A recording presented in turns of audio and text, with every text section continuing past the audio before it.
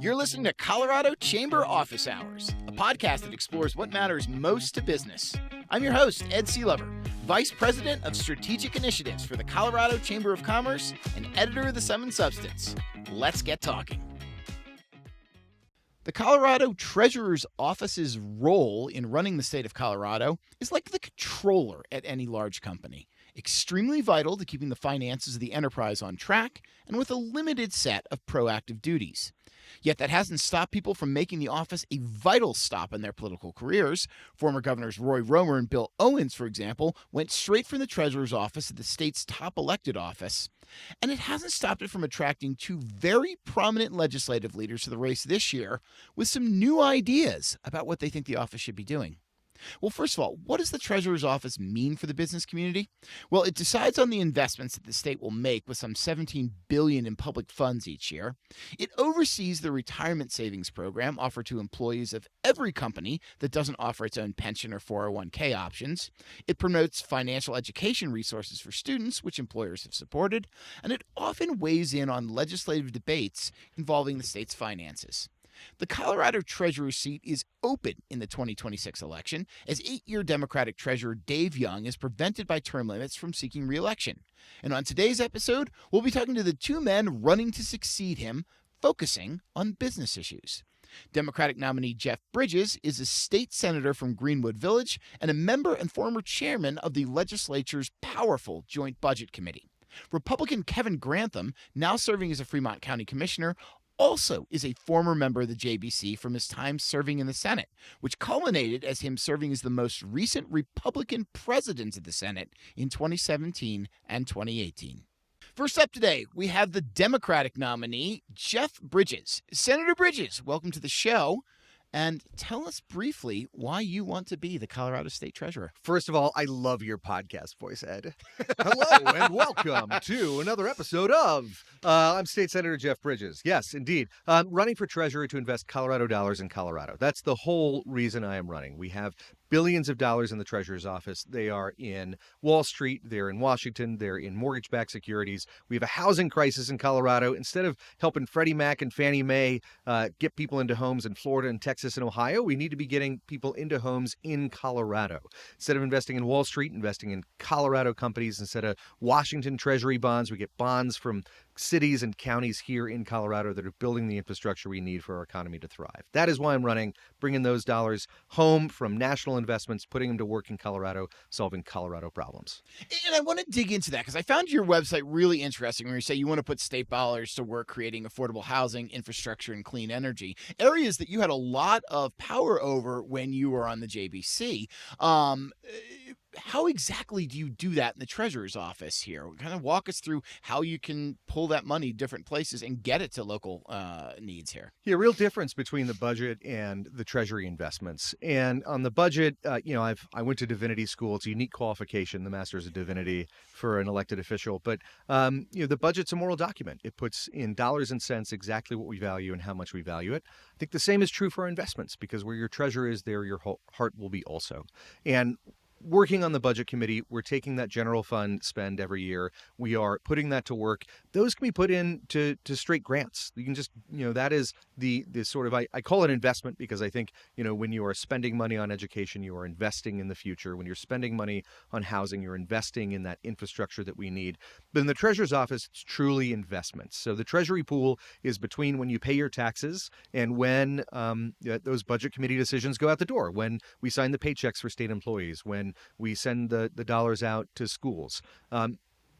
In between, it lives in the Treasury pool, and in that Treasury pool, there's between 10 and 15 billion dollars in there at any one time, and a lot of that stays for a really long time, and it's invested, right? You need to make sure that you get cash flow. You have to have diversification. I'm not talking about putting everything that is in the T pool into a housing project in Aurora, right? Like we're not talking about that, but some percentage of that. In Vermont, they take 10%. Illinois, it's about 15 to 20%, sort of depending on how you measure it. Different states are already doing this. And taking those dollars and putting them to work means investments. It is still getting a return. It is not the kinds of grants that you see from the general fund. So it's a different pool of money, and it's a different strategy. It's a different way of getting those dollars out. But it is changing that really normal, typical, that standard national investment strategy, and instead putting those dollars to work here in our state, the way we've seen other treasurers in other states start to do. So two questions come from that. First of all, do we do this at all right now, or would this be breaking new ground? For Colorado, this would be totally new ground. That being said, Senate Bill 106, a couple of years ago, maybe last year, Dylan Roberts directed $50 million of the Treasury to be invested in housing here in the state at below market rates. That is an example of one way that this could be done. So 50 million of those several $billion have been invested through that direction. I also think, though, there's a way, even with existing law requiring that we get market returns, there is also a requirement above that for ensuring the security of those investments. And let's say we build an investment pool. The box that we put together is the Treasury's in at 50 million at 1%, but then like Gary Community Ventures or Rose comes in and does a first loss guarantee at 25 million. That is an extremely secure and reliable investment. So even though we wouldn't be getting, a 3 to 5% return on that, we would virtually guaranteed get those dollars back in. So there is a balance to be had between the security of investment and the interest rate that you're getting back. But bigger picture, I think we would want to work with the legislature on a way to authorize investments here in the state below market. There's a lot of housing projects, for instance, that pencil at 3%, but don't pencil at 7%. So getting those interest rates to a place where we can actually build the infrastructure, the housing that we need here in the state. And that was going to be, I think you've talked about that a little bit here, but that was going to be my second question. If you're not getting the same high investment rate, is that going to throw off the state budget? The state budget depends on the interest we're making on the investment of that, doesn't it? No, it doesn't. It does not. Because Okay. all the interest we make counts against the Tabor cap. So every dollar that we make from the Treasury pool goes out as Tabor refunds. It doesn't go to improving schools, to helping pay for Medicaid, to roads, bridges. It doesn't do any of that. So there is actually no financial reason to be getting a greater return on the Treasury pool. But I'd say even if Prop NN passes, which I do hope it does, even if we can raise that Tabor rationing limit, I think there's actually more money that comes back into the Treasury pool by investing in Colorado. If we can make Colorado more attractive for businesses by making housing more affordable, by building the infrastructure we need, by having, Illinois, 5% of the Illinois Treasury is invested in venture capital in Illinois. If we can make it so that businesses in the state have access to low-cost investment that allows them to grow, that actually pays more into the Treasury over the long term than if we got 3% instead of 1%. Okay, this is kind of a rabbit hole that I think a lot of people don't go down and know what the Treasurer's doing. Nobody knows what the Treasurer does. Nobody knows. Thank you for discussing that. The other part I wanted to talk about, the Treasurer's Office has obviously grown in its responsibilities over the past decade, taking on new programs like retirement savings, like financial education leadership, among others. Come back to some of those in a second. But as somebody who has passed laws, are you looking at the Treasurer's Office as the home for any potential new initiatives? Are there new things you would like the Treasurer's Office to do? I think what I just talked about, right? Creating a Colorado fund that has different streams in it for housing, for businesses, for infrastructure. I think childcare is a huge place where we just don't have the infrastructure in the state. We don't have the slots. Even if Denver, I know Mayor Johnston just announced an initiative to have childcare for even more folks more often. That's great. He also, in that same State of the City speech, said we don't have the slots available for these kids, even if we could fund them. And so there's certainly a way to invest in that, building out that infrastructure. There's all sorts of ways we can put these dollars to better use. I would see a Colorado fund living inside the Treasurer's Office, putting those dollars to use here in the state.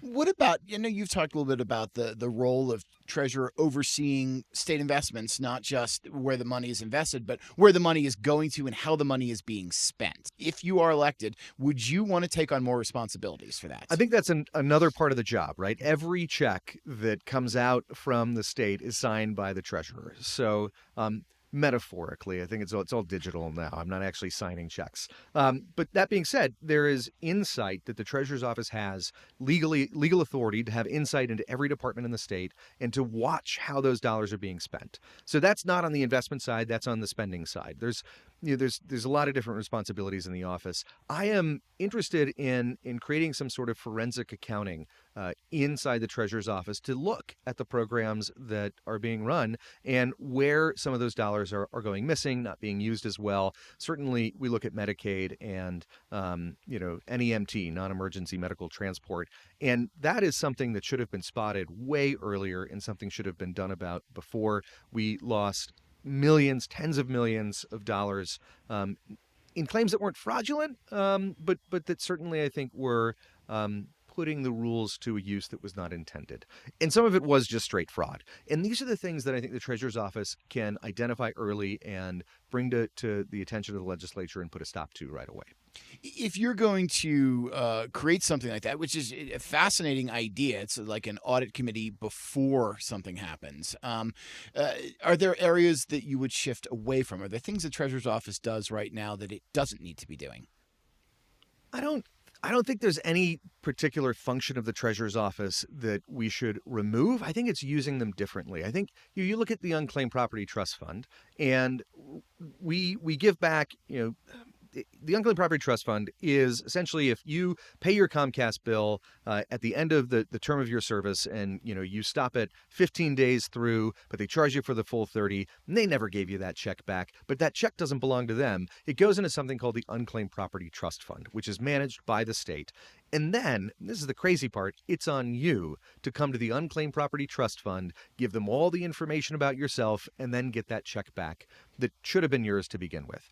Now, there are some checks that go out automatically, but not enough. And in other states, they've given the Unclaimed Property Trust Fund the authority to work with the Department of Revenue to use the tax information the state has to put out a lot more of those dollars automatically. I think this is money that belongs to the people of Colorado and should be given back to the people of Colorado as efficiently and effectively as it is possible to do. And I think there are just rule changes that we need, along with some accompanying legislation, to just get more of those dollars back into the pockets of the people who it's their money. Just give people back their money. I think that's a big part of the job, and we can do that even better than we're doing now. Now, one other thing, and I alluded to this already, the retirement savings program rests in the Treasurer's Office. It passed over some opposition from the business community, particularly employers who said its opt-out nature meant that it would essentially require workers who may have a hard time paying day-to-day expenses in this high cost of living state to put a portion of their paychecks a savings account that may or may not be a top priority for them. I'm curious, you have had several years now as a legislator to observe this program. Is it working as it was meant to? Would you push for any changes if you're elected? I think it's working really well. And the proof in that is that a lot of other states have now started their own programs that are being managed by the office here in Colorado. So we are able to generate efficiencies, operational efficiencies through that. And additionally, you're seeing folks with savings that just simply didn't have savings before this.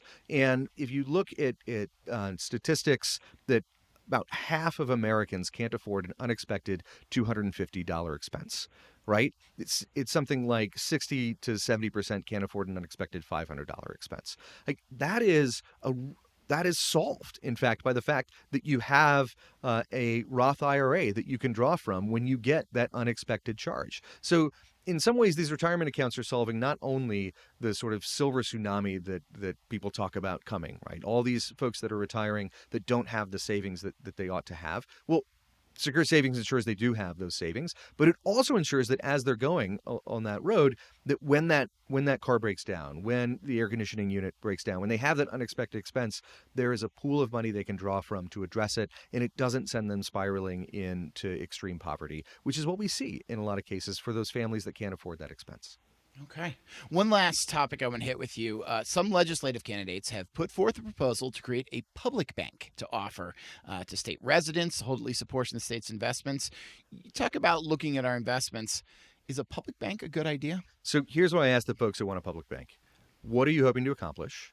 How does a public bank accomplish that? And that's a question I haven't had answered very clearly. And then finally, are there other ways to accomplish those goals that aren't a public bank? And what I have been told over and over is that the idea of a public bank is to invest some of those treasury dollars here into the state. And I'm like, hey guys, I got a plan for you. We don't have to create a public bank. We just create a fund, and in that fund, we're investing in housing, in infrastructure, in businesses, in childcare. Like, we are doing that work, right? And we don't have to create a public bank to do it. So I think the goals of folks who want the public bank are really strongly aligned with what I want to do. I think their mechanism is kind of like a Rube Goldberg machine. It's just extremely complicated. It is not the best way to accomplish those goals. I'm open to the conversation, of course, always. I'm open to all ideas. But from what I have seen and the conversations I've had, I think we can accomplish those goals of investing Colorado dollars in Colorado without the need for a public bank. Senator Jeff Bridges is the Democratic nominee for Colorado Treasurer. Thanks for the conversation. Thank you, Ed. And now we welcome Kevin Grantham, the Republican nominee for Treasurer. Commissioner/President Grantham, thank you for joining us on the podcast. Thank you for having me, Ed. Well, first of all, tell us briefly why you want to be Colorado Treasurer. Well, quite simply and briefly, I would say that we need to bring some balance back to our state government. The one-sided rule over the last several years, the last 8 years, we need to bring some balance back fiscally and politically. You're not the first person to say that. And I know I've kind of read up, and you say you're running to make Colorado a safe and affordable place, keep the state's spending excesses in check. Those are messages we've heard elsewhere too. But I'm curious, how exactly will you accomplish that as treasurer as opposed to what you did as a legislator? Understand that question because there are some limitations that the treasurer has in regard to that, but the treasurer does have a bully pulpit as well in regard to the governor's proposals, the legislature's actions, and the treasurer has a great grandstand to be able to shout from when it comes to such things, and I plan to make full use of that under these circumstances. Where do you jump in? As you mentioned, treasurers have jumped in before to talk about fiscal policies, maybe to talk about some oversight. If you are elected, where do you think you will step in to kind of give the legislature your thoughts and say, I'd like to do this? Well, certainly having been in the legislative branch myself for 8 years, I certainly have a perspective there as far as what kind of legislation works and what kind doesn't. Any former legislator can step in and look at such things and understand the overall impact of what certain bills will do or won't do. There's a lot of pie in the sky thoughts when it comes to legislative actions. I would certainly be willing to step in and would take the bully pulpit in those cases where it obviously would not have the intended consequences that they say that the legislation would have. Are there particular, there's a whole lot of legislation that could have unintended consequences, but where do you think the treasurer particularly can weigh in? Are there fiscal situations, or are there the kind of bills that you think really need more of a treasurer's oversight than they've gotten? Well, certainly when we start talking about the budget bills, when we start talking about even supplemental bills or through the entire orbital bills and the long bill, I think those are places where the treasurer should be able to weigh in and talk about fiscal policies. We start talking about bills that affect the banking industry and certain areas of the finance industry. I think the treasurer should weigh in on those. I think there are many other bills that the treasurer probably doesn't have any business weighing in on, which would probably be the other 50% of the bills. But when you start talking about the fiscal policy and actual fiscal management of the state budget, it's a significant number of bills that are affected or affect that aspect of state government. And so I think the treasurer has a lot to weigh in on. Anything that has a fiscal note, honestly, is something that the treasurer should be able to weigh in on, good or bad.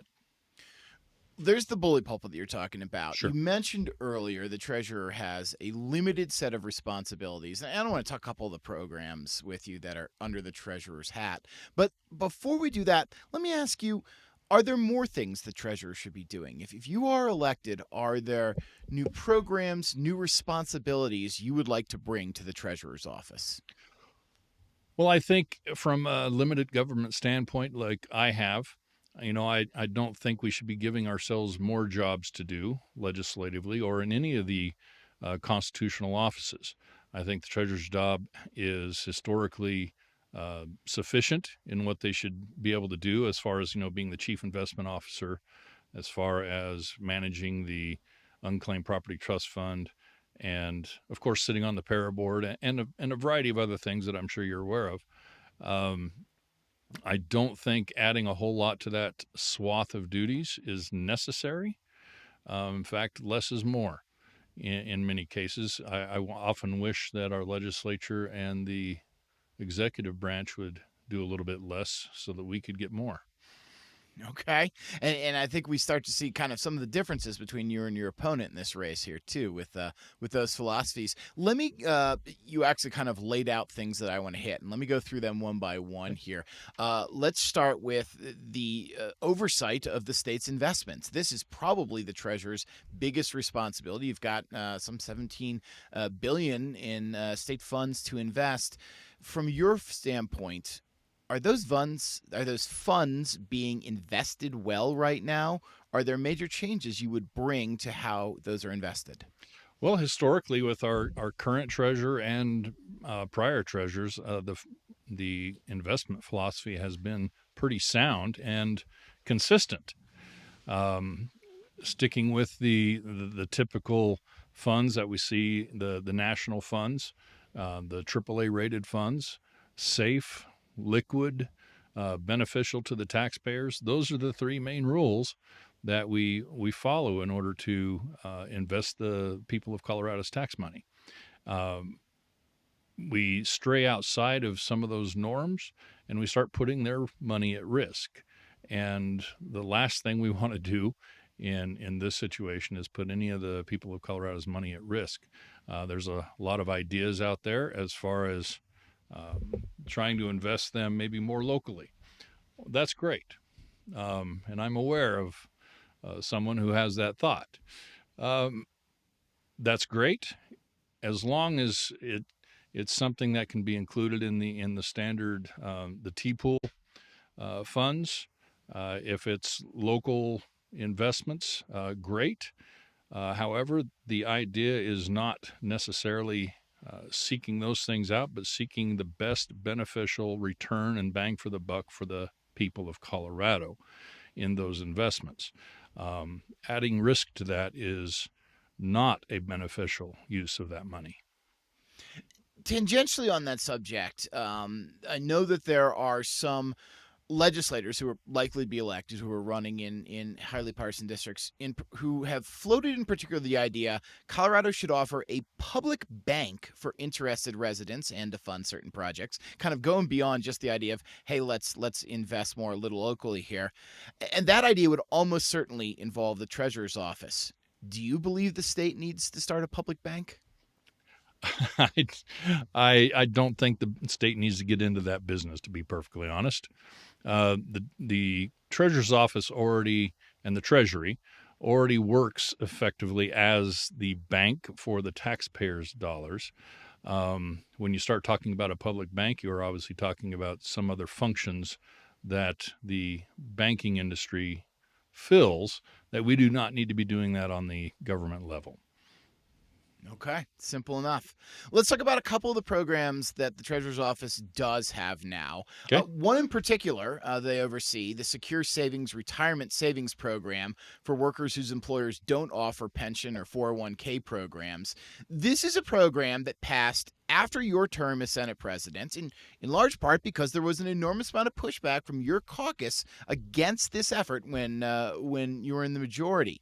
Now that Secure Savings has been up and going for several years, I'm curious, how do you feel about the way the program's being run, and would you seek to make any changes to it if you're elected?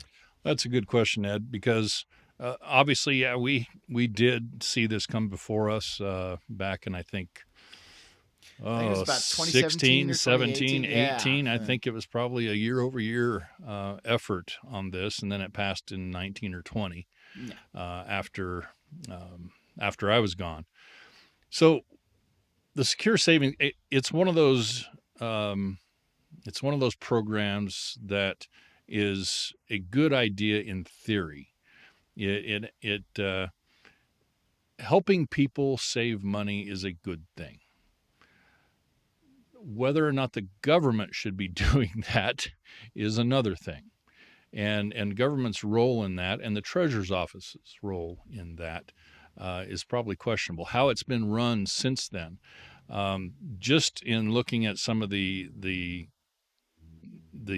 budget help from the general fund, apparently since 2019, it's never been able to actually stray away. The program has not been able to isolate itself from the from help from the general fund.